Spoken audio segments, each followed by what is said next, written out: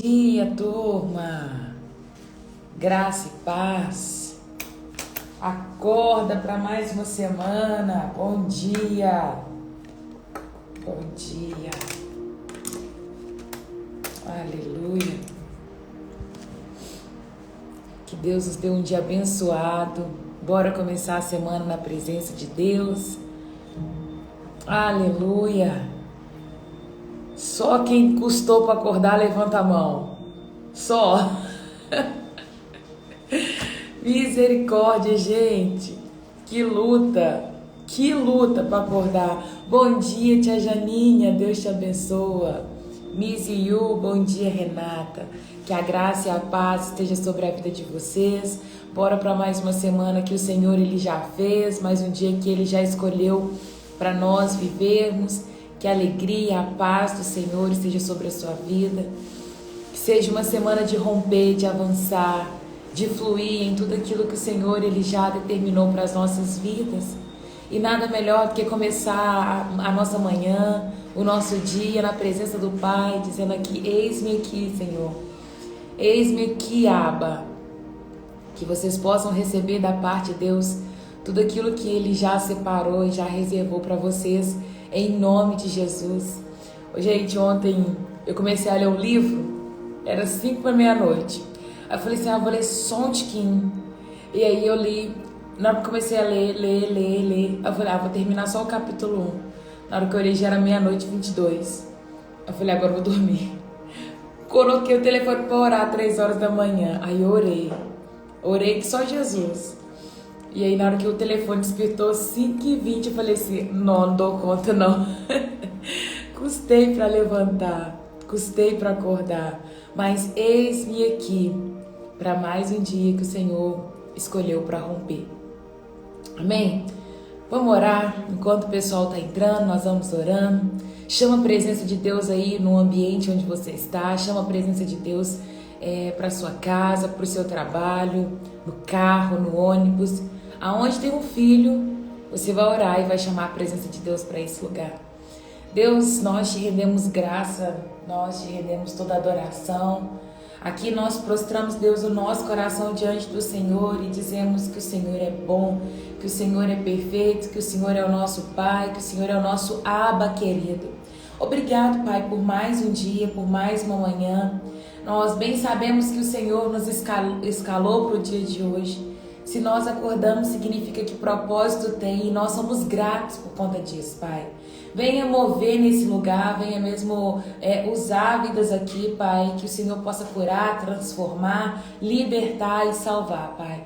Nós ansiamos por salvação nesse lugar, nós ansiamos por vidas sendo transformadas por meio da Tua palavra. Que o Senhor tenha liberdade de ministrar o nosso coração, de falar aquilo que o Senhor reservou para esta manhã. Pai amado, nós te convidamos, venha Espírito Santo, esteja nesse lugar, encha o nosso ambiente onde estamos, Pai, com a Tua presença. Pai amado, eu oro para que a palavra de hoje venha como uma palavra rema, Pai. Uma palavra que vai trazer mudança, que vai trazer mesmo modificação em cada vida aqui presente, Papai. Eu entrego cada família diante do Teu altar, eu entrego cada circunstância, cada momento que os Teus filhos estão vivendo nas Tuas mãos, e eu declaro que nada será empecilho deles romper ouvindo a Tua palavra, Pai. Em nome de Jesus, que o Senhor possa aquietar os corações, aquietar as almas, para que elas possam mesmo desfrutar desse momento na palavra, em nome de Jesus. Esse é o meu pedido. Espírito Santo, toma a minha vida, toma a vida do Felipe nas Tuas mãos, que ele possa mesmo, Deus, transmitir a mensagem desta manhã, que ele possa ser usado com ousadia, com intrepidez, com autoridade, Pai, para que possa mesmo transmitir a Tua palavra em nome de Jesus. Este é o meu pedido, Papai, flua aqui como um rio, meu Deus, e que esse rio alcance corações e passe a fluir de cada interior como uma fonte de águas vivas, Pai, em nome de Jesus. Amém e amém. Bom dia, que a graça e a paz esteja sobre a sua vida, que seja mais uma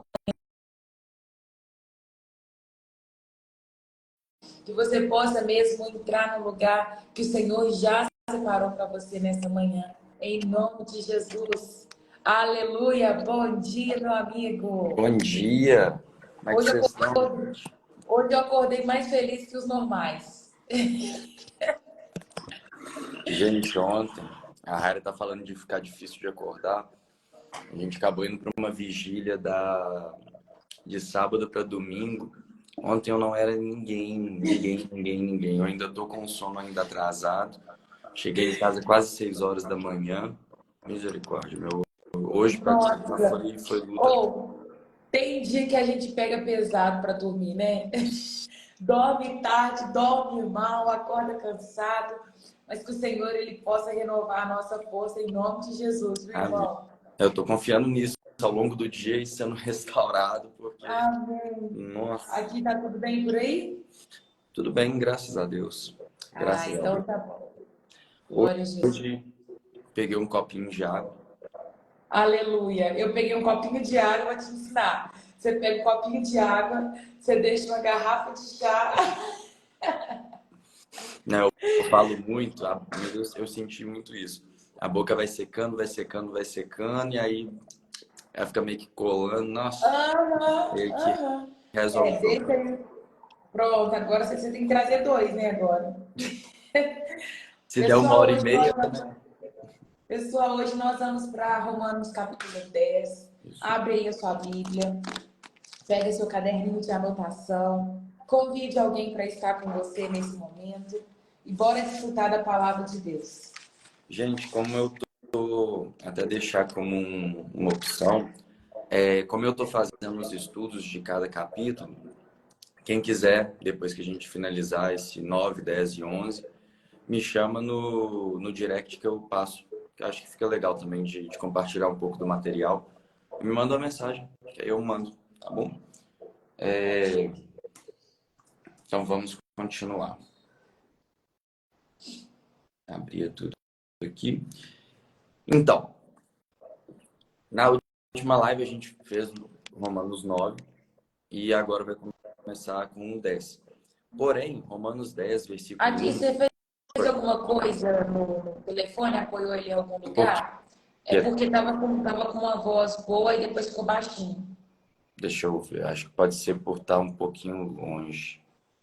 Não Melhorou? tem problema não. Mas dá pra ouvir, tá dando pra ouvir perfeito, é só aumentar. Pode ir.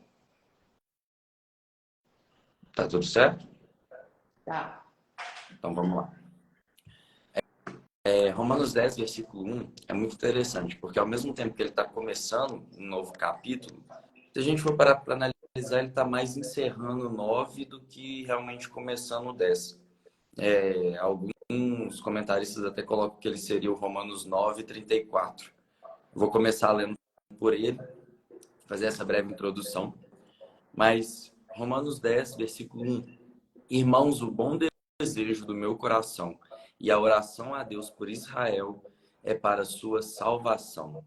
Se a gente pega o capítulo 9 todo, igual a gente fez, nós vemos que Paulo está combatendo a dureza de coração de Israel. Ele está justificando a respeito de como estava o coração daquele povo e de eles rejeitarem o evangelho, deles terem sempre sido resistentes aos profetas, à lei. Era um processo que Israel passava e que não estava sendo diferente. Eles tinham a lei como a sua máxima e por causa disso não estavam aceitando a graça, não estavam aceitando tão bem Jesus. Então, quando a gente pega Romanos 10, 1, ele fala, irmãos, o bom desejo do meu coração e a oração a Deus por Israel é para a sua salvação. Se ele está orando por salvação, ele está orando para pessoas que estão perdidas. Ele não oraria para um Israel já salvo para que ele encontrasse salvação.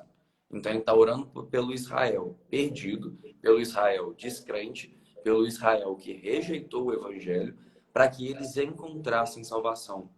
Então, no meu entendimento, fica muito claro que as pessoas podem rejeitar a pregação do evangelho e Paulo ele se coloca como um intercessor para que isso seja virado na cabeça das pessoas. Isso deixa até como um motivacional para a gente. Porque se Israel, que apedrejou Paulo, que rejeitou os apóstolos, que rejeitou aos discípulos, se por eles Paulo ainda orava para a salvação, quanto mais nós, pelas pessoas das nossas famílias, pelos colegas de trabalho, pelos amigos, pelos entes próximos, os que a gente ama. E nós continuemos a orar por eles, porque eles podem sim chegar à salvação, os olhos deles podem sim ser iluminados. Não existe caso perdido para Deus, não existe lata de lixo na olaria de Deus. Deus não dispensa pessoas, Deus não rejeita ninguém, Deus ele quer abraçar, amar, salvar, resgatar a todos. Só no último dia que quem não tiver ajeitado é que será realmente descartado, seja o último dia a morte, ou seja o último dia, o dia do Senhor. Continuando, eu acho que hoje vai ficar um pouquinho mais curto, em nome de Jesus. Amém. Mas, Ô, Felipe, eu acho legal é que quando a gente olha para a vida de Paulo, para mim, eu considero que Paulo foi um dos maiores teólogos, sim, sabe? Alguém que carregava um conteúdo na palavra lindo, ele trouxe muita coisa para a gente. Novo Testamento, eu não sei falar em porcentagem, mas podemos dizer que quase 80% Paulo escreveu, né? Vamos tirar, tirando os evangelhos, que compõem muita coisa também, mas grande parte do Novo Testamento foi Paulo que escreveu. Ele carregava um conteúdo tão grande e mesmo assim ele se tornava um intercessor. Ele ainda orava. A gente vê Paulo falando assim: eu oro por vocês com dor de parto, para que vocês conheçam a vontade de Deus. Então, isso mostra que aqueles que carregam um conteúdo grande na palavra, eles precisam também orar, precisam também interceder, precisam estar nesse ponto de oração. E hoje a gente vê grande parte das pessoas que têm conteúdo na palavra não ora. São pessoas que querem fluir só com a palavra e não tem vida de oração. Mas a nossa vida tem que estar ajustada nesses dois pontos. É oração e palavra, né? é um equilíbrio. Muitos dos meus professores falavam sobre os dois ser como as asas de um avião. Não tem como um avião voar só com uma asa. Então, tem muitas vezes. O ser humano, ele é sempre um ser que busca extremos. Dificilmente nós buscamos o equilíbrio nas coisas. Então, ou vai muito para o estudo e acaba aprofundando demais no estudo e descarta a vida de oração, uma vida piedosa muitas vezes, às vezes fica só no intelecto, no racional, ou então quer ir demais para o lado da oração, da busca e acaba esquecendo da palavra. E nenhum avião voa com uma asa só. Não tem como, hein? É impossível. 1 Coríntios 14, Paulo vai dizer que isso para uma igreja que orava em línguas a todo momento, até de uma forma errada, digamos assim, porque eles não tinham uma ordem de essência no culto. Ele dizia que ele orava mais do que a todos ali em línguas. Paulo orava muito em línguas, Paulo orava muito com entendimento, Paulo lia muito, Paulo estudava muito. No fim da sua vida, ele pede para Timóteo para que Lucas trouxesse os rolos, os pergaminhos dele. Então, assim, ele foi um cara que sempre buscou muito de tudo, mas ele não priorizava um em detrimento do outro. Sim. Ele sempre buscou esse equilíbrio. Isso é realmente, se a gente coloca aí, personagem, obviamente, deixando Jesus fora dessa disputa, de personagens mais importantes no Novo Testamento, ficaria entre Paulo, Pedro e João. Ficaria entre os três. Não tem como. Sim. Até em questão de proporção, se eu não me engano, o Novo Testamento é composto de 33 livros. Se eu não me engano, é alguma coisa por volta disso. 27 a 33, me fugiu a mente. Se eu não me engano, 2/3 do Novo Testamento são do Paulo. 2/3. É isso. Então vai ficar aí quase 70% do Novo Testamento é de carta paulina. É muita coisa. É muita coisa. Sim. Gente, uma coisa importante de falar do capítulo 10 é que, para mim, ele é agora. Acho que o 1 ainda ficaria essa transição do 9 para o 10, mas agora começa o 10 de fato. E assim, fazer uma breve introdução, na minha opinião, na minha concepção, o capítulo 10 daria para a gente chamar do capítulo da fé, se tivesse um subtexto pro capítulo inteiro, para mim ser o capítulo da fé. Para explicar a respeito de salvação, para conseguir lançar alguns pontos a respeito da doutrina de salvação, para mim ele é fundamental. Toda vez que eu vou ensinar a respeito de termos certeza de salvação, eu sempre uso Romanos 10. Para mim é vital para a explicação do novo nascimento. Não é vital para o novo nascimento, mas para a explicação dele, para lançar como base, para fundamentar muito bem, principalmente para quem vai pregar, é sensacional. É sensacional. Para mim é inegociável. Para mim é Hebreus 11 e Romanos 10. Para falar de fé não tem como fugir disso. Hebreus 11, versículo 1, e versículo 6, e o 10 para falar um pouquinho de fé. Eu gosto do meio ali, mas a gente vai ver agora.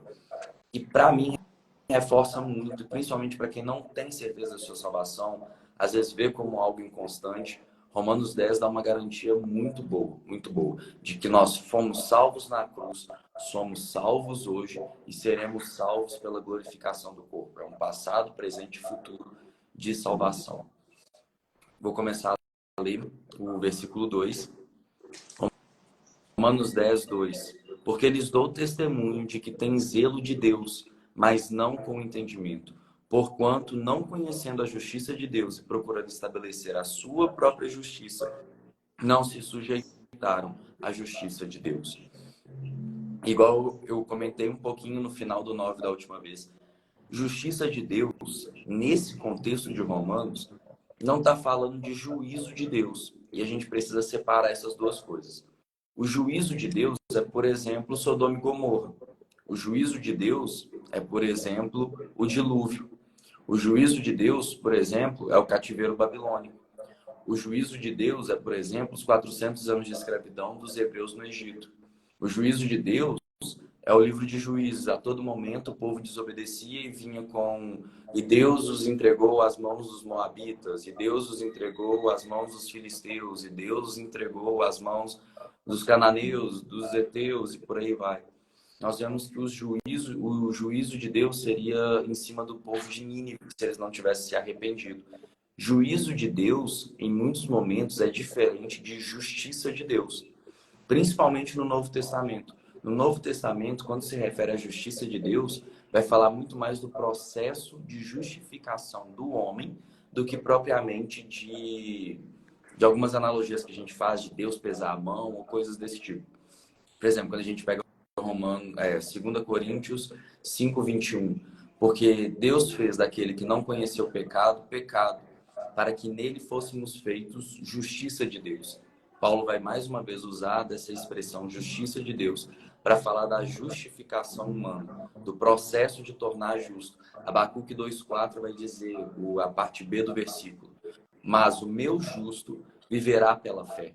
Falando do justo, falando do processo de justificação, foi aquilo que eu disse. Não quer dizer que agora nós somos os bonzinhos, os perfeitos, o eu não erro, eu sou o alecrim dourado, a estrelinha bonitinha que não vai pisar fora da faixa, que não vai errar, que não vai pensar nada errado, que não vai falar nada errado, que não vai se irar com seu irmão, que vai amar sempre seu irmão, mas em nome de Jesus a gente vai ser, mas nem sempre somos. Ser justo não quer dizer que a gente vai estar sempre andando na linha, por assim dizer. Por mais que o nosso objetivo deva ser andar sempre na linha, tá, gente? Mas a gente sabe que muitas vezes é impossível por essa...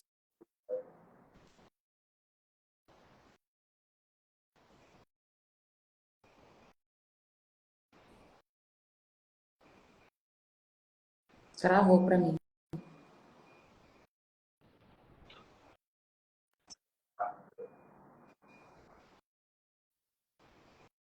Ixi. Voltou? Voltou? Aham. Eu fico na dúvida, que eu sou muito ruim de tecnologia, gente. Eu preciso muito melhorar. Eu também não Mas, sou melhor.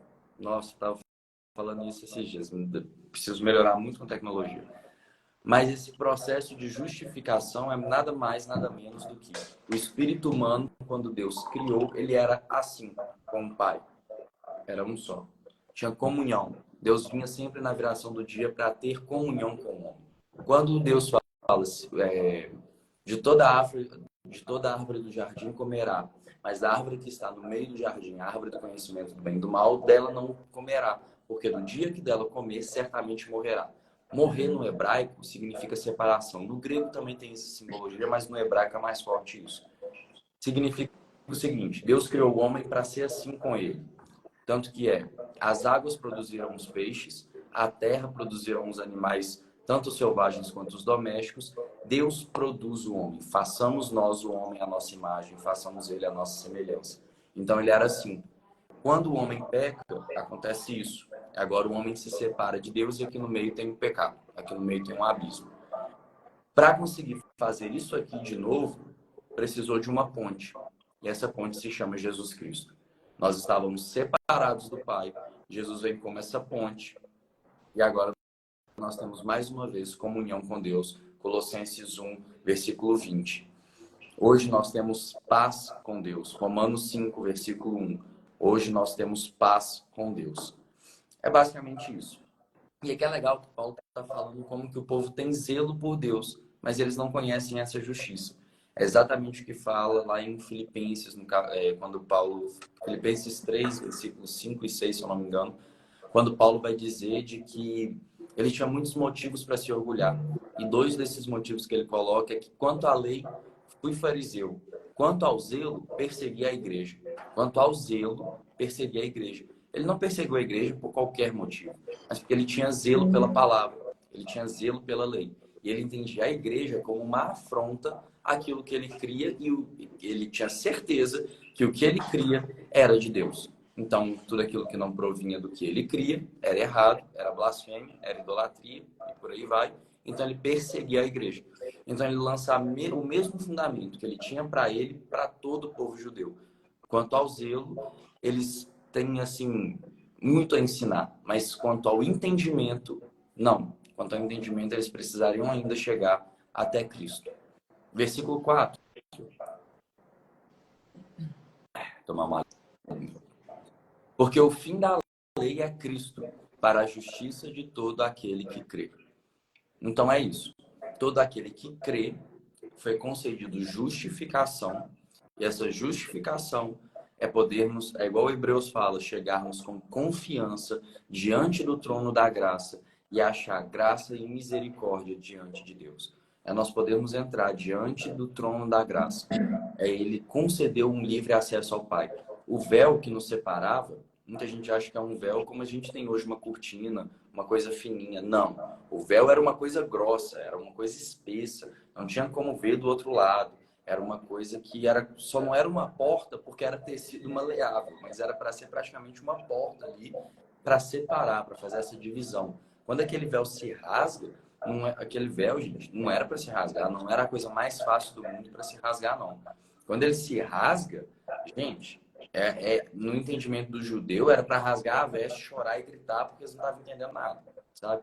Sim. Então, realmente é um processo ali de justificação para todo aquele que crê, que é algo tremendo.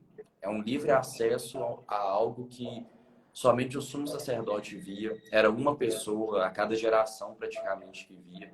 Com um processo extremamente delicado, um processo extremamente pontual para conseguir acesso. Ele não podia entrar de qualquer forma.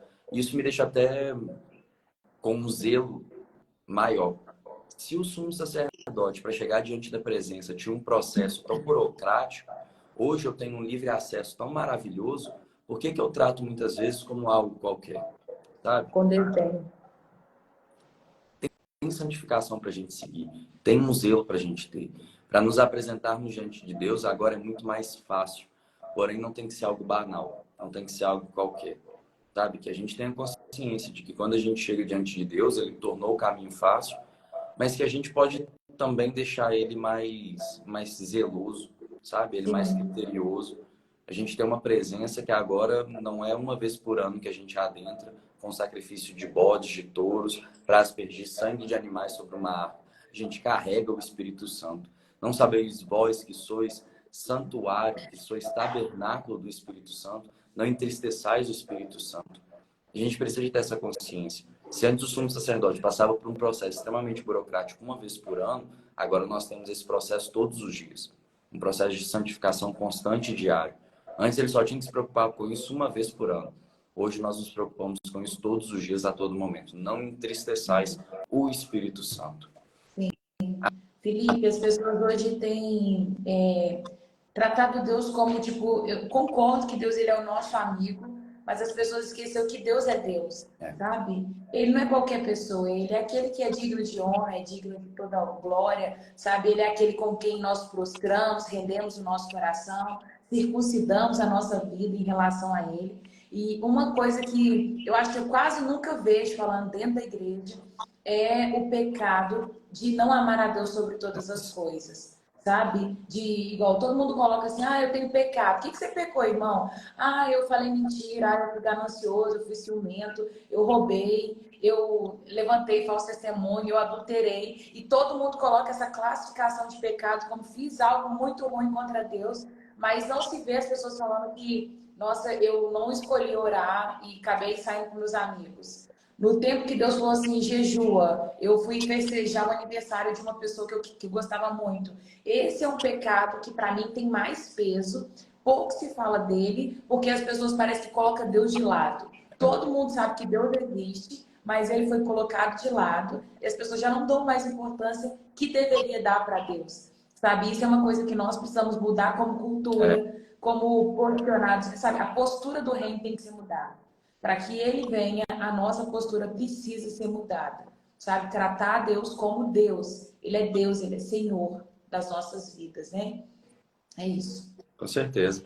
E assim, a gente vê que duas coisas. O tempo do fim seria um tempo de apostasia. Então, só apostata aquele que amou primeiro. A gente vê que é um processo de esfriamento muitas vezes. Que a gente... O brilho das outras coisas são maiores para nós do que o brilho de Deus. Sim. O brilho de fazer outras coisas, o encanto muitas vezes de fazer outras coisas é maior do que o brilho de Deus. E é triste, é Muito. triste. Mas graças a Deus que é um processo que também tem como ser revertido. A gente Sim. vê Jesus escrevendo, falando para João escrever as igrejas em Apocalipse, a igreja de Éfeso. E é uma coisa tão interessante porque, gente, abandonar o primeiro amor é pecado.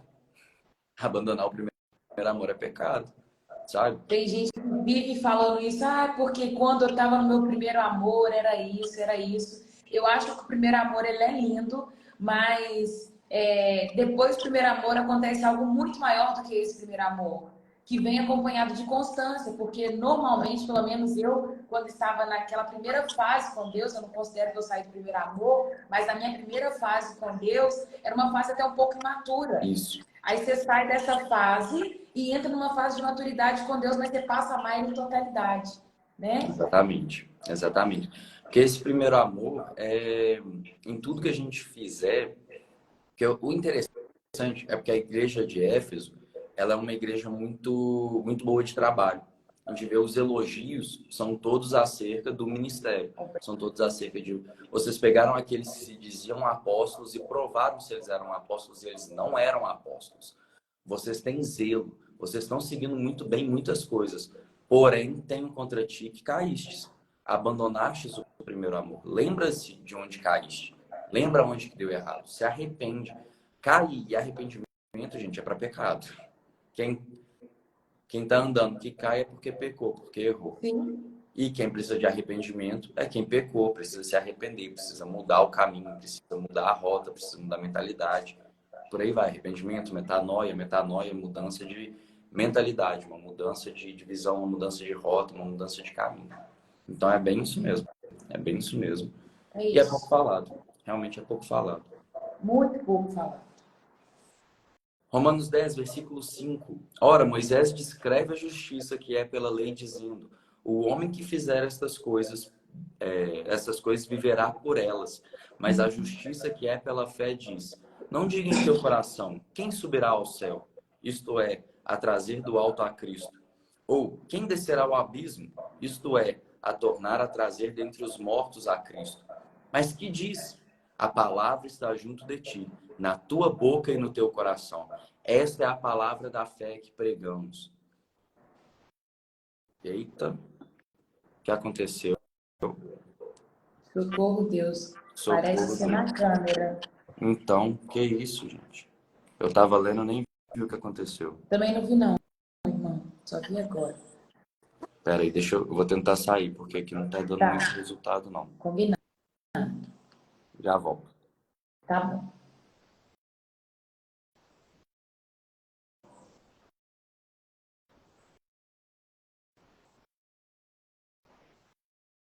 Vamos ver. Só um instante, viu, pessoal?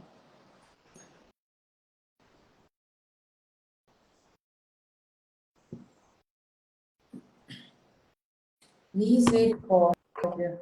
Voltou. Graças a Jesus. Gente, Que prova. tecnologia. Eu falei Não, assim, meu filho, pronto. é muita prova mesmo. Não, pronto, a câmera já. Aí Não, eu entrei aqui para tentar e do fazer. nada, do nada. Eu falo de tecnologia, precisa interceder também, precisa de ministério de intercessão só para mim. Aham, tem. Misericórdia. Amém. Gente, muito interessante. Aqui começa a introdução do que eu disse que para a salvação é primordial para poder explicar. Para mim é primordial. Ora, Moisés descreve a justiça que é pela lei, dizendo: o homem que fizer essas coisas viverá por elas. Olha que interessante. O contraste entre essa afirmação e o que está escrito em Abacuque 2,4. Mas o meu justo viverá pela fé. E aqui diz o seguinte: o homem que fizer essas coisas viverá por elas. Isso mostra um pouquinho do que Paulo estava querendo revelar àquele povo. Do arrependimento de obras mortas, que a gente comentou, de Hebreus 6:1 na última live, com essa justiça de Deus, essa justificação de Deus. Ele faz esse paralelo. Porque o justo, aquele que foi justificado, vai viver pela sua fé. Sua fé na palavra, sua fé em Cristo, sua fé nos mandamentos que Jesus deixa para nós, que contrasta com o homem que vive pelos 613 mandamentos, 636. Eu sempre confundo, gente. Ou é 613 ou 637. Me dá sempre esse. Vai ser. Se eu não me engano, é 603 ou 616. Eu acho que fica os 600, os mais do que 600 mandamentos da lei. Lembrar o número preciso, às vezes minha cabeça fica meio confusa. Mas os mais de 600 mandamentos da lei. O homem viveria por eles. E o que é muito pesado? Que se o homem quebrasse um só deles, ele era culpado por toda a lei. Por absolutamente toda a lei. Então, por exemplo, o homem que vou colocar uma coisa que está escrito na Talmud, mas não está propriamente no Pentateuco. A Talmud é os comentários bíblicos dos rabinos acerca do que eles entendiam dos profetas e da lei. Era basicamente como se fosse um comentário bíblico ou como se fosse um livro de devocional, algo mais ou menos nesse sentido. Mas é a oralidade ali dentro da cultura judaica. Eles escrevem tudo isso e chamam Talmud. Na Talmud tem, por exemplo, aquela instituição de tudo que poderia ser feito ao sábado e tudo que não poderia ser feito ao sábado. E vamos colocar, na Talmud está escrito a respeito de, por exemplo, de lavar as mãos antes de comer alguma coisa. É legal, né? Como é que a lei muitas vezes mostra como que Deus estava protegendo a vida humana e a saúde, a Era um integridade. manual de como viver.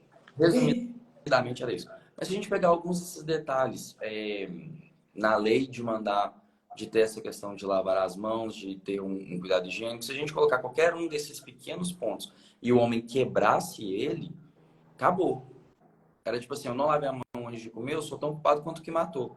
Se eu não lavei minha mão antes de comer, eu sou igualzinho ao que tá idolatrando, ao que não tá amando a Deus sobre todas as coisas. O que Sim, era considerado culpado de um mandamento era culpado de todos os outros. Eu menti. Ah, não, então se você mentiu, você é culpado de ter matado, de ter desonrado sua mãe e seu pai, você é culpado de ter adulterado, você é culpado de idolatria. O homem que quebrava um só princípio da lei era considerado culpado por toda ela. Então, esse que era o nível que Deus estava querendo revelar ao homem de culpado que ele estava. Porque a lei, ela veio também com o princípio de dizer o seguinte: o homem precisa cumprir isso aqui. Esses são os pré-requisitos para eu considerá-lo justo. O único que conseguiu cumprir toda a lei foi Jesus. O único que conseguiu cumprir toda a lei. E por isso que ele foi considerado justo. Por isso que quando ele morre, não tem nada que possa pegar e falar assim: olha, aqui está escrito culpado. isso e você fez. A sua condenação é morte. Não tinha. Então, por isso que Jesus ele é considerado justo, por isso que sua morte acarreta em vida para nós hoje. Então, é basicamente isso. O justo viverá pela fé, enquanto aquele que vive pela lei, por ela viverá. Dá esse contraste. E aí ele vem a introdução. Mas a justiça que é pela fé diz: não digas em teu coração, quem subirá ao céu? Isso é para trazer a Cristo. Não tem mérito nosso, nós não trouxemos a Cristo. Ou quem descerá ao abismo? Isto é, para trazer dentre os mortos a Cristo. Ele ter ressuscitado não tem nada a ver com a gente. Mas que diz: a palavra está junto de ti, na tua boca e no teu coração. Como que é o processo de novo nascimento? Coração e confissão. Esta é a palavra da fé que pregamos. A justiça que provém da fé é algo que vai nascer primeiro no coração que vai ser vocalizado, que vai ser declarado, que vai ser testificado junto aos homens através da declaração de fé. Então, ó, a justiça que é pela fé, a justiça que é pela fé diz assim: não digas em teu coração quem subirá ao céu, isto é, para trazer do alto a Cristo. Não é a humanidade que trouxe a Cristo. Deus trouxe Cristo para nós. Não foi mérito da humanidade, não foi obras humanas, não foi a lei que trouxe a Cristo. Deus trouxe Cristo até nós. Ou quem descerá ao abismo, isto é, a tornar a trazer dentre os mortos a Cristo. Não fomos nós que ressuscitamos a Jesus. Não tem mérito nosso, não tem obra nossa. É o que está escrito em Efésios 1, que o poder da ressurreição foi o Espírito Santo. É o Espírito que habita em nós, foi ele que ressuscitou a Cristo de dentre os mortos. Se eu não me engano, vai dizer isso do versículo 21 em diante. Se eu não me engano, é 21, 22 e 23. Que o Espírito Santo ele vai até as regiões mais baixas, ele ressuscita a Cristo de dentre os mortos e o coloca sentado à direita de Deus, à destra da majestade de Deus. Mas que diz: a palavra está junto de ti, na tua boca e no teu coração. Esta é a palavra da fé que pregamos. A palavra está junto de ti. O que? Hoje a mensagem do Evangelho é essa palavra. A palavra está junto de ti. Hoje nós temos a Bíblia, nós já temos o cânon bíblico fechado, nós temos Novo e Antigo Testamento. Para quê? Para que isso faça nascer e gerar em nós fé, que é o que a gente vai ver um pouquinho na frente, que é o caminho do novo nascimento. Inclusive, teve no sábado, teve um amigo meu, Miguelzinho, a gente estava conversando e surgiu uma pergunta: a salvação é de graça? E é muito perigoso colocar isso, porque muitas vezes parece ser de graça. Mas, gente, vamos ser sinceros, não é não. Por quê? Se eu colocar um preço muito básico de salvação, eu não estou também defendendo que, assim, que a gente deva fazer algo para merecer salvação. Não é isso. Mas o caminho básico é fé. Se eu quero ter acesso à salvação, não é de graça, é de fé. É pela fé, é mediante fé. Então, o mínimo de pagamento que eu preciso ter para alcançar a salvação é fé. Precisa de ter uma pregação e, através dessa pregação, fé é gerada e, através da fé, um novo nascimento acontece. Que é exatamente o que a gente vê agora no versículo 9.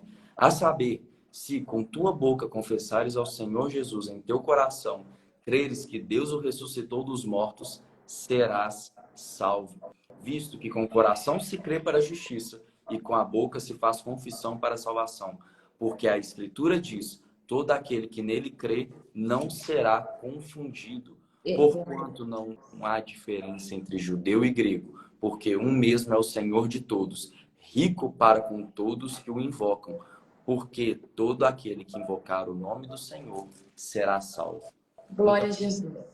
Esse é o meio que vai explicar tanto o capítulo 9 quanto o capítulo 11, quanto é um meio de vida para nós, é um meio de ensinamento muito precioso para nós, que nos dá garantia de salvação. Se com o meu coração eu creio que Deus enviou a Cristo, não é mérito meu, que Jesus morreu pelo meu pecado, também não tinha mérito nenhum meu, que ele ressuscitou, que ele era o Messias enviado, e eu confesso com a boca, eu alcanço salvação. Porque todo aquele que invocar o nome do Senhor será salvo. Que nome é esse? Atos 4:12. Não importa que o homem seja... Não existe outro nome que importa que nós encontremos salvação. Não existe outro nome que importa que sejamos salvos. Não existe um outro nome, além do nome de Jesus, que vem salvação. Então, todo aquele que invocar o nome do Senhor será salvo. Que nome é esse? O nome de Jesus. O nome de Jesus. Todo aquele que invoca o nome de Jesus será salvo. Isso é até muito interessante. Porque muitas vezes a gente fala assim: confesse Jesus como o seu Salvador. Gente, Jesus é Senhor. É o que eu falo toda vez aqui, Felipe. Toda vez. A consequência dele ser o meu Senhor é ele ser o meu Salvador. Mas Jesus é Senhor. Todo aquele que invocar o nome do Senhor será salvo. Todo aquele que faz de Jesus o seu Senhor. E o que é o reconhecer o senhorio de Cristo?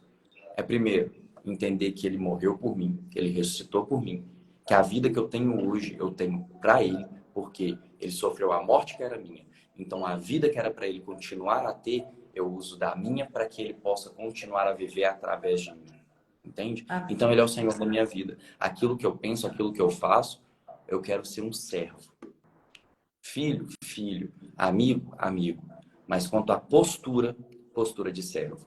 Quanto ao pensar, pensar de servo. Me sujeitando ao cabeça, me sujeitando ao meu Senhor. Qual instrução, Senhor Jesus, você tem para que eu faça hoje? O que você tem me ensinado a ser e a fazer, a falar e a agir? Não é É mais a isso. minha vontade. E isso, gente, só faz quem tem liberdade. É Isso isso. é... Eu gosto daquela passagem que fala, né, do escravo. Quando o escravo ele era livre, ele tinha o direito de ir embora da casa do seu senhor e acabou. Mas se aquele escravo escolhesse furar as orelhas, ele falava o seguinte: olha, eu sou um escravo livre. Eu sei que eu estou livre, mas eu vou continuar servindo ao Senhor. Eu olho para a nossa vida hoje e eu vejo que nós somos escravos de orelha furada, porque nós temos uma liberdade, nós somos livres, mas a nossa liberdade é em Cristo, Isso. né? Nós continuamos entendendo que nós temos um Senhor. Ele falou assim: olha, eu vos libertei. E a nossa libertação nós não somos mais escravos do pecado, mas dele nós somos servos, nós somos escravos e nós continuamos obedecendo, né, aos comandos de Jesus Cristo. E isso tem que ficar forte no nosso coração, da gente voltar para esse lugar, sabe, de entender o comando do Pai, de buscar revelação na palavra, buscar revelação, afinar os nossos ouvidos. Deus, o que o Senhor quer para hoje? Sabe, eu vejo sempre um Deus muito amoroso, mas eu penso que vai ser triste chegar no céu e ele falar assim: nossa, eu tinha tanta coisa para você fazer, por que você deixou a timidez te vencer? Por que você não foi ousado? Por que você não falou da minha palavra? Lembra do elevador que eu te coloquei? Naquele elevador tinha alguém que eu queria que você falasse do meu amor. Aquela pessoa foi para o inferno porque você não falou, sabe? Eu fico pensando nisso. Olha, seja ousado na presença de Deus, obedeça aos comandos do nosso Pai. Né? Eu penso bem nisso. Gente, Escravos de orelha furada. Paulo, que é o cara que ensinou sobre isso, que ensinou sobre liberdade, é o que começa todas as suas cartas como Paulo, servo de Cristo. Aham. Paulo, Prisioneiro. ele nunca fala Paulo, filho do Deus vivo. Paulo. É importante, é muito bom, a minha identidade é de filho. Mas Sim. quanto ao posicionamento, é Paulo, servo, prisioneiro, servo, sabe? Escolhido pela vontade dele, né? Ele reconhece o tempo todo. Tipo, eu Isso, sou alguma coisa porque ele me escolheu para servi-lo. isso. Muitas vezes a gente quer colocar como se fosse ou ser uma coisa ou ser outra. Quando Jesus fala, por exemplo, já não vos chamo mais servos, mas amigos, porque o servo não sabe o que o seu Senhor faz. Mas, gente, não precisa se escolher ser uma coisa ou outra, você pode ser os dois. Você Exato. pode ser filho, você pode ser amigo, você pode ser servo. E é inclusive a mentalidade que a gente tem que ter. Porque quando muita gente fala assim, nossa, é crente, mas o crente não pode fazer isso, não pode fazer aquilo, não pode fazer aquilo. Poder dizer não é liberdade, sabe? Poder falar assim, eu quero servir ao meu Senhor, eu quero abrir mão dos meus desejos, da minha vontade, isso é ter liberdade. Porque o que nós vemos o mundo fazendo é exatamente a contramão. É se eu tenho vontade, eu tenho que fazer. Se eu tenho vontade, eu preciso fazer. Se eu tenho vontade, eu sou escravo daquilo que eu tenho vontade, para realizar as minhas vontades. Eu poder dizer não, eu reconhecer o senhorio de Cristo, falar assim, eu sou um servo para te ouvir, para aprender e para fazer, ignorando o que a minha carne quer fazer, ignorando o meu egoísmo, ignorando a minha ganância, ignorando a minha maldade. Eu quero fazer o que o Senhor tem para mim. Gente, isso é só quem é livre que faz. Isso Só é só quem é que filho que pode escolher. Só quem é a- amigo conhece essas direções e se submete a elas. o Paulinho, o nosso pastor, ele fala uma coisa que eu acho sempre sensacional. Ele fala que algumas pessoas falam assim: ah, você é crente, você não pode fazer isso, você não pode fazer aquilo, como que você fala que você é livre? E ele vira e fala assim: olha, tem gente que tem um vício do cigarro. E você não, eu posso fumar hoje um cigarro e parar de fumar. Eu posso beber um copo hoje de vinho, de um conhaque, de um uísque, qualquer coisa. Eu posso beber e falar assim: não vou beber mais amanhã. E tem gente que não consegue largar o vício do cigarro, da bebida, da pornografia, da mentira. Isso é ser preso. Isso é ser escravo, sabe? É você não ter a escolha de falar, vou sair desse lugar. Isso é ser escravo. Mas em Cristo, nós temos essa liberdade. Eu posso até fazer, mas isso não me domina. Esse Isso, pecado não manda em mim, isso. né? É escolha. Gente, isso é muito poderoso. Isso é muito poderoso. É uma mudança de mentalidade muito poderosa. Porque muitas das vezes o que é pregado, principalmente nas igrejas hoje, é esse Jesus Salvador. É esse Jesus que, se você confessar, você tem salvação. E glória a Deus que temos mesmo. Mas o principal é termos Ele como nosso Senhor. É o principal. Amém. E isso nos dá garantia de salvação. Isso nos dá garantia e certeza do que tem esperado para nós. Porque quando a Bíblia fala que todo aquele que fizer isso será salvo, se eu fiz, eu fui salvo. Mas a Bíblia ainda fala de uma salvação futura. Tiago vai dizer: acolhei com mansidão a palavra que é implantada em vós, o qual é poderosa para salvar a vossa alma. E alma é diferente de espírito. A gente vê que, por exemplo, Hebreus vai dizer que a palavra de Deus ela é poderosa para separar juntas e medulas, alma de espírito. São duas coisas que dificilmente se separam. A única coisa que mostra para você o que é a sua alma e o que é o seu espírito é a Bíblia. É a única que consegue separar e falar assim: ó, isso aqui é a vontade do Felipe. Isso aqui é pensamento do Felipe. Isso aqui é a razão do Felipe. Isso aqui é o espírito recriado do Felipe. Isso aqui é o espírito recriado do Felipe. Isso é que é fazer essa separação, porque na vida prática não tem separação.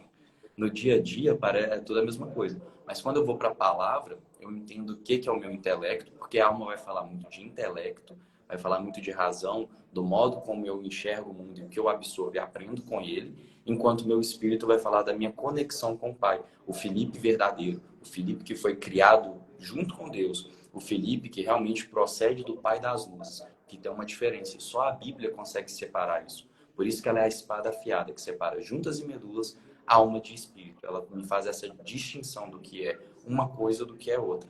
Então, assim, quando eu vou para a palavra, eu consigo entender o que é quem é o Felipe recriado. Eu consigo ter uma noção maior, aprender mais sobre mim mesmo, e isso eu consigo tomar mais postura de entender o que é fazer Cristo o meu Senhor. Amém. E mudar esse agir, mudar esse andar. E principalmente uma pessoa que tem certeza da sua salvação tem uma postura diferente. Se eu sei que eu sou salvo, hoje eu tenho uma mudança de relacionamento com Deus.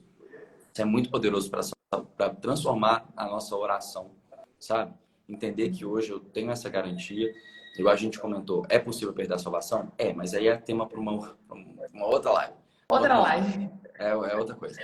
Mas hoje é para termos certeza que se eu creio que realmente Deus enviou a Jesus como Messias, como aquele prometido para resolver o problema do pecado da humanidade, porque quando o Espírito Santo vier, quando o Consolador, quando o Paracletos vier, ele vos ensinará a respeito de todas as coisas. Ele convencerá o homem do pecado, da justiça e do juízo. Do pecado, porque não creram em mim. Da justiça, porque eu vou para o Pai. E do juízo, porque o príncipe deste mundo já está julgado, já está condenado. Ele já sabe que os dias dele estão contados. Então, quando a gente vai para a palavra, nós temos essa garantia, essa certeza de que o Espírito Santo em mim é o selo da salvação, é o que comprova que eu fui selado por ele. Esse selo é até muito interessante. No Império Romano, como que ele funcionava? Tem uma cadeira. Imagina uma cadeira. Uma cadeira normal, qualquer um pode comprar, pode vender, pode comercializar, pode ir para casa de qualquer um, pode ser dada, pode ser recebida, sem problema nenhum. Pode ser um presente, pode ser uma doação. Porém, se o Império Romano pegasse um selo que eles tinham e selasse aquela cadeira, jogasse a cera e fizesse o selo do Império Romano, ninguém podia tocar naquela cadeira. Aquela cadeira era só do imperador. Ninguém podia tocar. Podia ser o objeto mais inútil do mundo. Podia ser um copo, sei lá, podia ser um prato. Se tivesse o selo do Império Romano, acabou. Ninguém poderia tocar naquele objeto, só o imperador. É exatamente a analogia que Paulo faz. Hoje nós somos selados. O selo que habita em nós é o Espírito Santo. O único que pode tocar em nós. O único que tem direito sobre essa propriedade. O único que pode tomar essa propriedade é o dono dela. É Cristo Jesus. O restante não tem esse poder, a menos que você dê. Aí é um outro papo também, aí é uma outra live. Mas se nós somos selados pelo Espírito, quem tem autoridade é, fazendo essa analogia, o imperador é o nosso rei, é o nosso Senhor, que tem autoridade para mexer nele. Sensacional, essa parte eu não sabia, Felipe. Não, tem algumas coisas de história que dão enriquecida nas coisas. Já imagina um selo aqui, ó, carimbada, Jesus Cristo. É bem por aí. Ninguém toca. É como se no mundo espiritual, quando tanto o principado, potestade, ou anjos, ou Cristo, olha para nós, vê aquela marca de todo tamanho e sabem que esse daí tem dono. Esse daí tem dono. Esse daí não pode ser comercializado. Esse aí não pode ser dado e recebido. Esse daí tem dono. E se tem dono, ninguém mexe. Mais ou menos essa analogia. Versículo 14 E aí vem um adendo para nós como igreja, uma responsabilidade nossa como igreja. Como, pois, invocarão aquele em que não creram? E como crerão naquele que não ouviram? E como ouvirão, se não há quem pregue? E como pregarão, se não forem enviados? Como está escrito, quão formosos os pés que anunciam a paz do que anunciam coisas boas. Mas nem todos obedecem ao evangelho, pois Isaías diz, Senhor, quem creu na nossa pregação? De sorte, a fé vem pelo ouvir, e ouvir a palavra de Deus. Rapidinho. Esse eu vou tentar condensar porque eu queria focar muito no versículo 17. Mas, gente, basicamente a responsabilidade nossa como igreja. Beleza, então todo aquele que invocar o nome do Senhor será salvo. Como invocarão se eles não creram? E como crerão se não ouviram? E como ouvirão se não há quem pregue?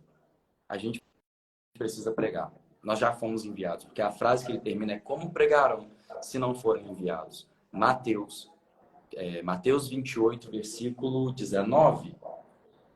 Mateus 28, 19 e 20, o ide de Jesus. Ide por todo o mundo e fazei discípulos em meu nome, batiza no nome do Pai, do Filho e do Espírito Santo. Esse ide, essa comissão de Jesus, não significa que hoje você tem que sair da sua casa. Não é necessariamente isso no grego. Não é hoje eu sair da minha casa e fazer missão. Não é hoje eu sair da minha casa e ir para o Amazonas. Não é hoje eu sair da minha casa e ir para o sertão. Não é hoje eu sair da minha casa e ir para outro país. É como esse ide é como se fosse e indo eles vão. É porque não existe uma coisa exatamente no português que traduz essa ideia. Mas é como se, enquanto eu estiver indo, eu vou fazendo o que eu preciso fazer. Ou seja, enquanto eu estou indo trabalhar, é o meu id do Senhor. Enquanto eu estiver caminhando, enquanto eu estiver aprendendo, enquanto eu estiver aperfeiçoando, enquanto eu estiver na caminhada, eu vou pregando, eu vou fazendo discípulos. Eu não preciso necessariamente ter uma grande... Porque todo mundo coloca esse versículo como uma grande comissão. É uma grande comissão? É uma grande comissão, mas não é um envio para eu ir pelo mundo. É um envio para eu ir aonde eu já estou indo. É para eu ser aonde eu já tenho caminhado. Se eu tenho eu posso ter um foco missionário dentro da minha casa, dentro do meu bairro, dentro da minha empresa, dentro de onde for, dentro do meu ciclo de amizade, sabe? São nesses lugares a minha grande comissão. Dentro desses lugares é o pouco que Deus me confiou, que se eu for fiel no pouco, ao muito Ele vai me confiar, sabe? Eu preciso fazer essa evangelização, esse processo de pregar as boas novas aonde eu estiver. Amém. Eu vou caminhando, eu vou tendo meu relacionamento com Deus, eu vou seguindo a minha vida no que eu precisar, a menos que Ele mude as coisas, a menos que venha realmente uma direção muito clara do Espírito, como em Atos 13, que acontece de Paulo e Barnabé estarem orando, e o Espírito fala, separai para mim Saulo e Barnabé para a obra que eu já os tenho chamado. O Espírito já estava conduzindo eles a que eles fizessem suas primeiras viagens missionárias, mas não é exatamente uma grande comissão de envio para nós hoje, no sentido de sai da sua casa agora e vai para o outro lado do mundo, vai para a Austrália, vai para o Japão, vai para a China. Não. Vai para sua empresa e lá você prega. Vai para a festa de família, para casa dos seus avós, para casa dos seus tios. Por onde você for, né? E aonde você estiver, pregue o evangelho. Porque nós já fomos enviados, já tem quem pregar, e eles vão ouvir a pregação. E através da pregação vem o versículo 17. O que é interessante no versículo 17? De sorte que a fé é pelo ouvir e ouvir pela palavra de Deus. A palavra fé no grego significa pistes. Pistes significa uma firme convicção que é gerada pelo ouvir. A fé, ela nasce através do que eu escuto. A fé, ela é gerada no meu coração através daquilo que eu escuto, através daquilo que eu leio, através da palavra que eu recebo. Por exemplo, os discípulos pediram para Jesus, Senhor, aumenta-nos a fé. Jesus aumentou a fé de alguém? Não. Não. Quando a gente para analisar dentro das Escrituras, o processo de fé ser gerada e de fé ser aumentada parte muito do meu posicionamento. Parte muito do que eu faço com aquilo que eu tenho recebido. De sorte que a fé vem pelo ouvir e ouvir pela palavra de Deus. Através do momento em que a pregação chega até mim, através do momento em que eu passo a estudar mais, que eu passo a ver pregações, a gente tem um YouTube que é rico em vários preletores, que são homens de Deus, que são homens cheios de conhecimento, para que eu possa estar ouvindo cada vez mais da palavra. Isso vai gerar cada vez mais convicção. E aí a gente vai para Tiago. A fé sem obras é morta. Mostra a tua fé, que eu te mostro as minhas obras. Então, a partir do momento em que a fé é gerada no meu coração, eu preciso ter um posicionamento com ela. Eu preciso demonstrar que eu creio. Ele vai dizer, se você encontrar um homem pelo caminho, um mendigo, vou parafrasear, tá, gente? Acho que é melhor de linguagem. Mas se eu encontrar um homem pelo caminho, um mendigo necessitado, e eu falar, eu vou orar por você, tá bom? Eu creio que Deus vai transformar a sua história. Eu vou estar orando por você. Gente, o que Deus nos manda é cuidar. O que Deus nos manda fazer é, se você ver alguém com fome, dê de comer. Se você ver alguém com sede, dê de beber. Se você ver alguém nu, dê de vestir. Deus não manda a gente orar por essas situações, não. Deus manda a gente ir lá e ser o vetor de mudança para a fé dessas pessoas. Então, se eu creio que Ele me mandou fazer isso e eu cumpro, eu vou estar fazendo com que a fé no meu coração seja consolidada, que ela comece a aumentar, um processo gradativo, sabe? A fé sem obras é morta. Então eu preciso de ter obras, eu preciso de posicionamento. Nós não somos salvos por obras, mas nós precisamos ter obras. Até do novo nascimento, igual eu disse. A salvação é de graça? A salvação é pela fé. Não é de graça, é fé. Mas agora, como é que eu demonstro a fé? Através de obras. Então, aquele que é salvo tem frutos de salvação. Aquele que é salvo demonstra o que aconteceu através do seu agir, do seu falar, do seu vestir, do seu pensar, do seu estudar. Entende? As obras, elas vão estar interligadas totalmente com a fé. Ora, pode porventura uma árvore boa dar frutos maus? Ou uma árvore má dar frutos bons? Não. Qual é a fonte que tem jorrado de dentro de nós? Pode uma fonte jorrar água doce e água salgada? Sabe, Jesus ele já deixa esse direcionamento. Que se eu realmente fui alcançado pela salvação, as obras das minhas mãos, a minha obra de vida vai transmitir que eu fui salvo. Vai transmitir aquilo que eu tenho crido. Vai transmitir aonde está a minha mentalidade. Sabe, que nós pensemos nas coisas do alto, onde Cristo está assentado. Quando eu mudo meu modo de pensar, eu vou mudar o meu modo de agir. E é por isso que a fé vem pelo ouvir e ouvir a palavra de Deus. A partir do momento em que eu passo a escutar, é igual a gente ter um ciclo de amizades, a gente fazer novos amigos. Uma coisa que eu gosto de falar muito é que antes de eu ir para VV, eu nunca imaginei que eu ia estar falando, ô Glória. Agora falou ô Glória toda hora. Por quê? Porque o nosso pastor fala ô Glória toda hora, sabe? Muita coisa que nós vamos ouvindo da influência ao nosso redor, nós vamos transmitindo, sabe? Então, a partir do momento em que eu coloco envolvido de ouvir boas pregações, de saber quem são os preletores, de saber o que eles acreditam, o que eles estão transmitindo. Eu tenho a palavra para ser um bereano, para conseguir colocar ali, olha, o que ele está falando está escrito aqui, concordo com o que está escrito aqui, então eu posso passar a crer dessa forma. E aí a postura de vida vai ser aquela, vai ser transformada. Então a fé ela vai vir pelo ouvir e ela vai ser consolidada pelo agir. Eu sei que eu preciso orar. Eu tenho fé que eu preciso orar, então eu vou estar orando. E a partir do momento em que eu tiver uma vida de oração, eu vou ter mais intimidade com Deus. A palavra vai dizer que eu preciso ter um caráter parecido com o de Jesus. Sejam os meus imitadores como eu sou de Cristo. Isso vai passar muito pelo agir, pelo caráter, por quem eu sou dentro de mim. Então eu preciso de ter uma mudança de caráter. Eu preciso ter um caráter aprovado pelo Pai. Então as minhas obras vão transmitir esse caráter interior, sabe? A obra ela sempre vai estar entrelaçada com a fé. A obra não é o fator principal que é o gerador. O gerador é a fé. O gerador é a obra de Deus. Mas a partir do momento que isso aqui acontece, a obra ela passa a ser fruto. A obra passa a acontecer segundo aquilo que eu acredito.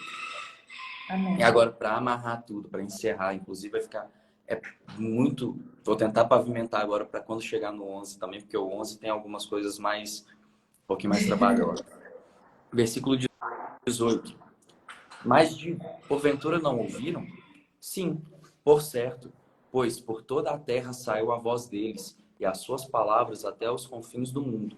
Mas digo, porventura Israel não soube?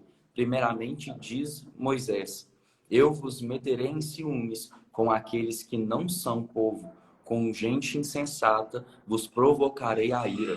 E Isaías ousadamente diz, fui achado pelos que não me buscavam, fui manifestado aos que por mim não perguntavam. Mas contra Israel diz, todo dia estendi as minhas mãos a um povo rebelde e contradizente, ou rebelde desobediente, ou rebelde obstinado. De uma forma bem resumida, o que isso quer dizer? É o capítulo 9. Sabe? Paulo ele vai demonstrar que Deus ele escolheu Israel e não Esaú. Então ele tinha uma promessa com Israel, mas ainda assim Israel era um povo de coração duro. Era um povo que estava escolhendo ser um vaso de ira, estava escolhendo resistir à pregação, estava querendo que o coração fosse realmente uma terra seca. Era um povo rebelde. Dessa maneira, quando Jesus ele vem para os que eram seus, mas os seus não o receberam. Então Deus deu o direito de todo aquele que nele crê se tornar filho de Deus. Jesus ele veio para os judeus. A mensagem de Jesus era para os judeus. A gente vê que ele não expande muito, ele não vai, por exemplo, à Grécia da vida para pregar. Ele não expande, ele não quebra muito esses limites. A gente vê que quando a mulher cananeia chega até ele, ele fala, olha, eu não vou tirar o pão da mesa para dar para os cachorros. E ali Jesus não estava ofendendo a mulher não, tá, gente? É só uma expressão, igual a gente tem as nossas, é uma expressão de linguagem daquela época, do povo judeu, para se referir a outros, e até um modo de teste, de Jesus ver se aquela mulher pararia no preconceito ou se ela continuaria querendo receber ou não, sabe? Mas, enfim, não importa tirar da mesa dos filhos para dar aos cães. Ela fala, mas Senhor, até os cachorrinhos comem das migalhas que caem das mesas. Isso mostra, primeiro, que Jesus ele estava ali para alcançar os gentios também, mas que a primeiro modo ele estava ali para os judeus. Ele veio para os que eram seus, mas os seus não receberam. E glória a Deus que não receberam. Deus sabia que ele não receberia, porque senão a mensagem não chegaria até nós. Entende? Sim. O Cristo não morreria, o Cristo não seria crucificado e dessa maneira isso não seria cumprido para que chegasse a mensagem do Evangelho da Salvação até nós. Então é basicamente isso. Paulo tá levantando algumas perguntas, igual eu falei da última vez. Essas perguntas são perguntas que os judeus levantavam. Então eles começam. Mas digo, porventura não ouviram? Ouviram. Por quê? Porque o Evangelho estava sendo pregado desde o começo. Gênesis 3, versículo 15. Enviarei o descendente da mulher e colocarei contenda entre os dois. Este esmagará a cabeça da serpente e essa lhe ferirá o calcanhar. O evangelho já estava sendo pregado ali. Para Abraão, Deus já pregou o evangelho. Em ti serão benditas todas as famílias da terra. A Davi, Deus já havia pregado o evangelho. Se a gente pega Salmos 22, o Salmo 22 já começa com Eli, Eli, lama sabachthani. Já começa com Deus meu, por que me desamparaste? A fala que Jesus tem na cruz nada mais é do que Salmo 22. O processo de morte na cruz, eles me rodeiam como forte touros de Bazã. Eles tiraram sorte sobre a minha túnica. Os meus ossos derreteram, mas nenhum deles foram quebrados. O Salmo 22 é Jesus morrendo na cruz. Salmos 23, ainda que eu ande pelo vale da sombra da morte, mal algum temerei, o Senhor é meu pastor. Aquilo ali está mostrando exatamente Jesus confiando em Deus no seu processo de condenação. E Salmos 24 é Jesus ressuscitando. Levantai, ó portas, as vossas cabeças, para que entre o Senhor da glória. Quem é esse Rei da glória? O Senhor dos exércitos. Ele é o Rei da glória. Então, se a gente pega Salmo 22, Salmo 23 e Salmo 24, é morte do Cristo, que é o Cristo passando por condenação e o Cristo sendo ressuscitado. Então, a gente vê que o Evangelho ele foi pregado a todo momento para aquele povo, mas aquele povo, ainda assim, de coração duro, de entendimento fechado, eles não receberam. É isso que Paulo está querendo dizer. O Evangelho ele foi pregado. O Evangelho ele saiu ao ouvido de todos os judeus. E aí os judeus perguntam, mas Israel não soube que viria? Israel sabia, mas não como que vendo claramente. É meio que como as parábolas. Jesus pregava por parábolas por quê? Para que mesmo ouvindo não ouvissem, mesmo vendo não vissem. Então é basicamente a mesma coisa, mas Deus já estava pregando o evangelho desde o começo. A gente vê Abraão chegando até Melquisedeque com pão e com vinho, já simbolizando a nova aliança. Então assim, a gente vê que todo o Antigo Testamento era uma sombra de Jesus e que todo o Antigo Testamento prega a Jesus, prega o evangelho. Então o Israel, a nação de Israel, se torna indesculpável por causa disso. A nação de Israel, eles estavam fechados a essa pregação e por isso não receberam. E de uma forma bem resumida, é isso que Paulo está querendo dizer com o capítulo 9 e o capítulo 10. Por isso que o capítulo 10 explica tão bem. Por que ele vai falar de fé no meio disso tudo? Porque pela fé aquele povo rejeitou o Cristo. E isso é muito triste. Por quê? Porque eles preferiram crer mais. Por que eu estou falando fé? Porque você pode ter fé numa coisa errada.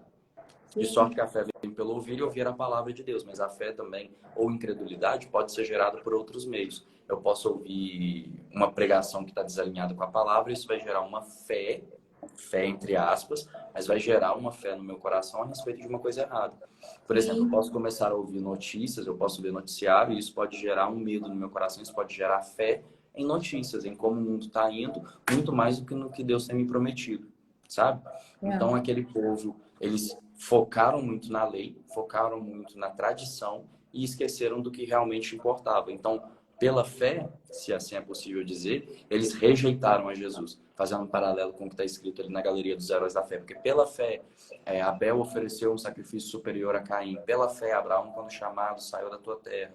Pela fé, e aí vai. Os vários exemplos que a gente tem. Vai falar de Isaac, vai falar de Moisés, vai falar da Galeria dos Heróis da Fé extensa, cita Sansão, cita Gideão, cita Jefté, cita Raabe, cita muita gente. Pela fé eles tiveram grandes feitos, mas através de uma fé contrária, de uma incredulidade, o povo judeu também, o povo hebreu, os israelitas fizeram também muitas coisas deploráveis.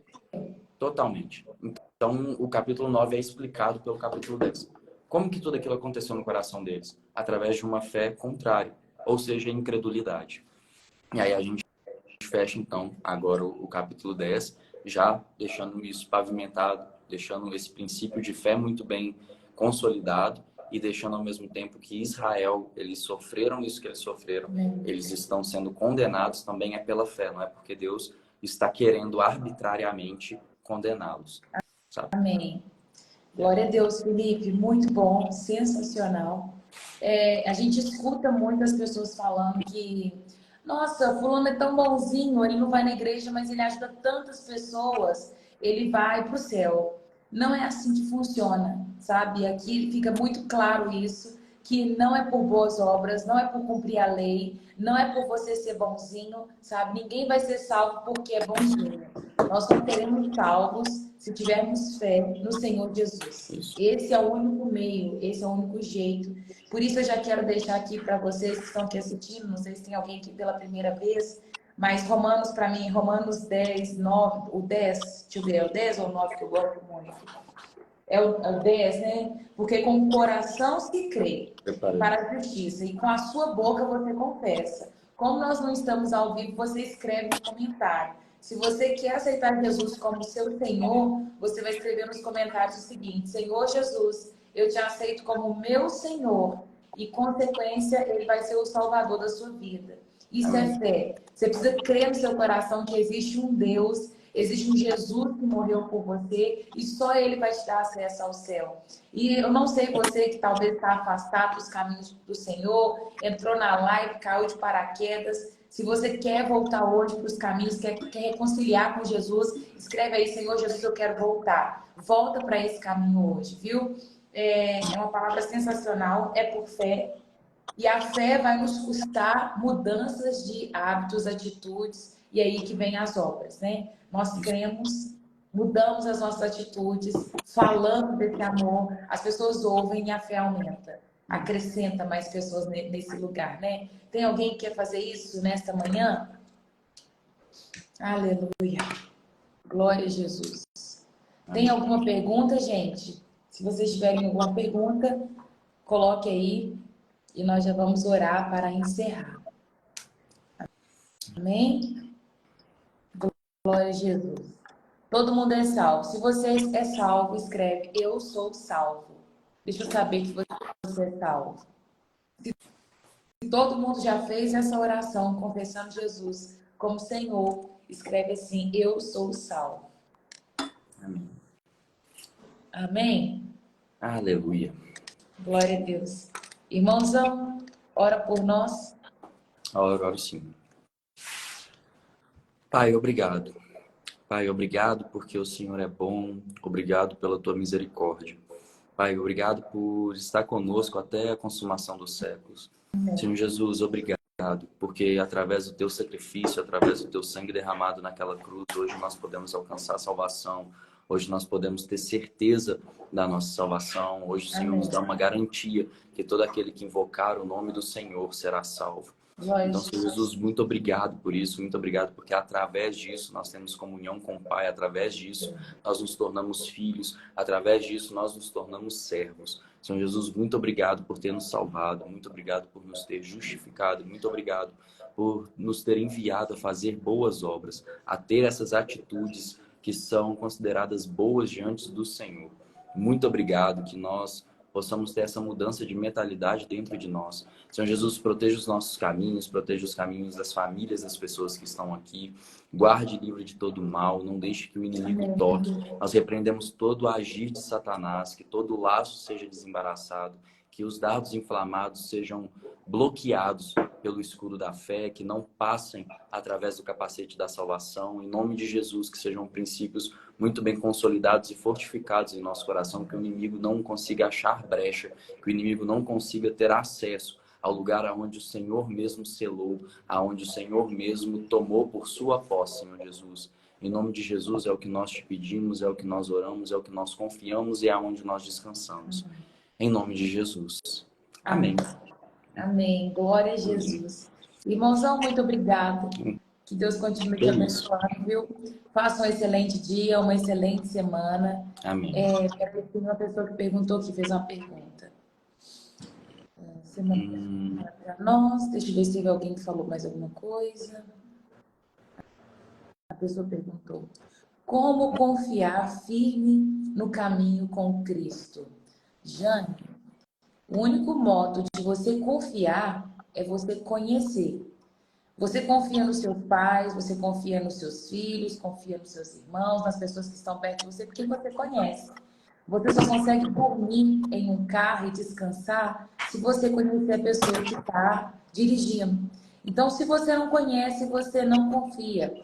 Então, te convido à leitura da Bíblia constante, oração. Jesus precisa se revelar para você dia após dia. E na hora que você conhecer ele, você vai conseguir confiar, sabe? Ela falou a mesma coisa. Somos confrontados todos os dias como continuar firme na caminhada com Cristo. É isso que eu falei. Se você não confiar, se você não conhecer, você não confia. Por que que eu, hoje, deixo o Felipe vir aqui e fazer uma live comigo? Porque eu conheço ele, eu consigo confiar nele. Ele está na mesma igreja que eu, há mais de, eu acho que uns 7, 8 meses, né, Felipe? Ele está lá com a gente.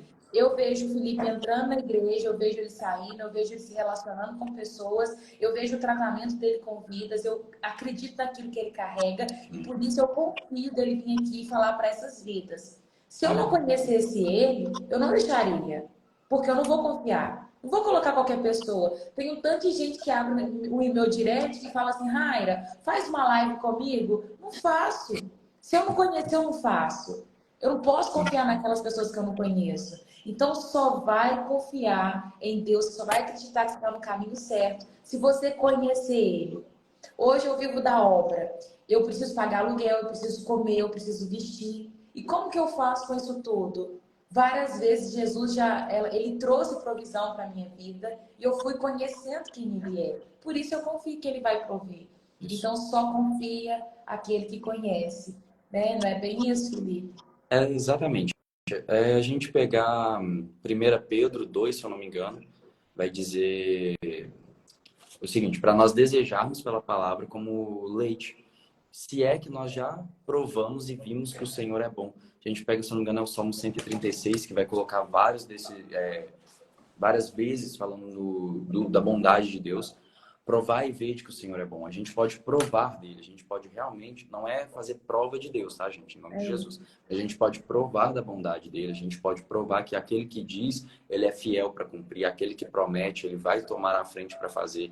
Ele é o nosso Jeová Nissi. Jeová Nissi significa que o Senhor é a nossa bandeira.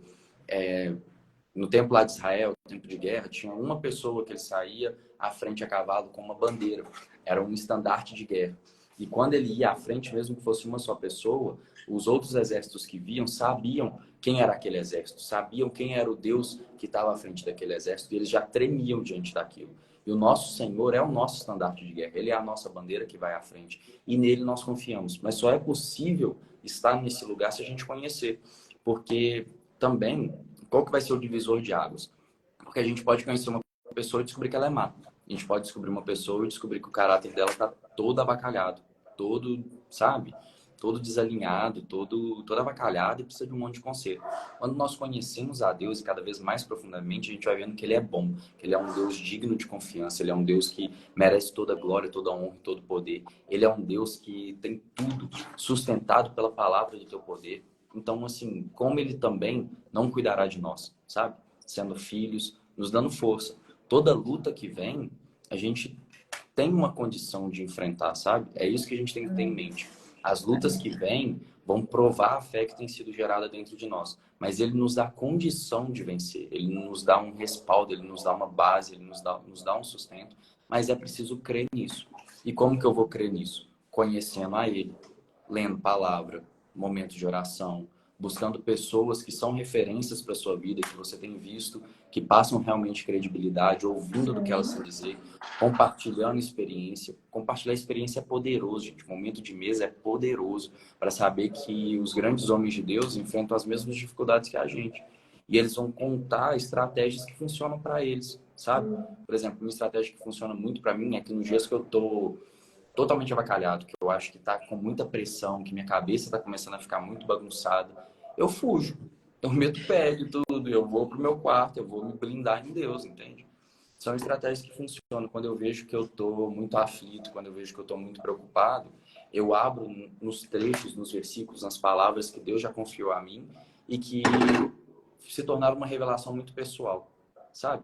Sabe quando você lê na Bíblia e você se enxerga, é como se Deus estivesse falando assim, essa promessa eu estou falando para você, claramente. Então, quando eu vejo um momento de dificuldade, situação financeira apertando, ou eu vejo alguma coisa nesse sentido, eu sei aonde recorrer, eu sei aonde direcionar a minha mentalidade. E isso me dá uma força para passar pelo dia mal, sabe? Mas cada um cria uma estratégia. Tem gente que gosta muito, por exemplo, de ouvir louvor, que quando a gente vê que uma situação está muito difícil, coloca um louvor, coloca um volume alto, sabe? Foca a sua atenção naquilo. Então, você vai criando estratégias ao longo da vida, mas isso tudo vai passar pelo lugar de confiar em quem te chamou, saber qual é o caráter de Deus, saber que Ele é bom, saber que Ele cuida, saber que Ele é um Deus zeloso, um Pai amoroso, um Pai que vai à frente, um pai que se importa em lutar as nossas lutas muitas vezes. Ele nos deixa com um aprendizado, mas, gente, nós vamos até onde é possível e muitas das nossas batalhas são impossíveis. E o impossível é só para Deus. A gente luta até onde a gente consegue. E aonde é impossível é onde Ele atua. E esses momentos de dificuldade fortalecem a nossa fé. Acho que isso é o principal. É saber que, por exemplo, eu vou até onde eu consigo. E quando eu vejo o impossível acontecer, quando eu passo pela próxima luta, eu me lembro que o impossível já aconteceu. Entende? Então, assim, hoje eu sei que eu posso enfrentar um monte de batalha porque eu já enfrentei elas lá atrás. Então, eu já consegui uma vitória lá atrás através de Cristo Jesus. Então, hoje não vai ser diferente. Se Ele não me abandonou lá, Ele não me abandona agora. Se Ele fez lá atrás, Ele é o mesmo Deus que continua fazendo. Mas isso é no lugar de conhecer a Ele, conhecer a palavra, conhecer o que Ele nos promete, conhecer quem nós somos e ir caminhando. Cada um vai criando algumas estratégias para enfrentar o dia mal, mas aí é com conhecer e com a prática mesmo, com a experiência. Amém, amém. O Felipe, não dá vontade de acabar nunca mais, né? A gente já orou para acabar e está aqui até agora. Uma coisa Mas isso puxa é a bom. outra e vai. Isso é muito bom. Eu falo que a gente discutir como irmão, como família, como cristão, sabe? Isso vai acrescentando a fé, a gente vai consolidando e o Senhor ele vai movendo através de nós. Né? Obrigado, Amém. família, por vocês estarem aí. É a Jane que fez essa pergunta. Ô, Jane, que o Senhor ele possa te sustentar, viu, minha irmã? Que Ele possa mesmo te mostrar quem Ele é e você possa romper todos os dias essas lutas aí, tá bom? Amém. Deus abençoe vocês. Um beijo, um queijo e até amanhã, se Deus quiser. Se Até Deus amanhã, né, permitir, Felipe? até amanhã. Se Deus permitir, até amanhã, gente. Quem perguntou, tem live amanhã? Tem live amanhã. Nós estaremos aqui sim. Em nome de Jesus, se Ele quiser. Tá? Exato. Fica com Amém, Jesus. gente. Com Deus.